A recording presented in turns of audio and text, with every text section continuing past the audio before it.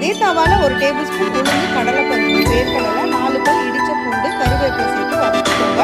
இது கூட துருவின 2 பெரிய பத்த தேங்காய், 3 காஞ்ச மிளகாய் சேர்த்து கலர் மாற அளவுக்கு வதக்கிட்டு மிக்ஸி ஜார்ல சேர்த்துக்கோங்க. அரைக்கிறதுக்கு முன்னாடி 1 டீஸ்பூன் காஷ்மீரி மிளகாய் தூள், 1/2 டீஸ்பூன் மஞ்சள் தூள், 1 டீஸ்பூன் கல்லுப்பு சேர்த்து இந்த மாதிரி கொரகொரப்பா அரைச்சுக்கோங்க. இப்போ தவால 1 கரண்டி எண்ணெய் ஊற்றிட்டு கடுகு, உளுந்து, கடலைப்பருப்பு, சீரகம், காஞ்ச மிளகாய், கருவேப்பிலை போட்டு தாளிச்சிட்டு ஒரு பெரிய வெங்காயத்தை கட் பண்ணி சேர்த்து வதக்கிக்கோங்க. வெங்காயம் வதங்கிட்டு இருக்கும்போது 2 முட்டையை சேர்த்து நல்லா ஸ்கிராம்பிள் பண்ணிட்டு அந்த வெங்காயத்தோட கலந்து வதக்கிக்கோங்க.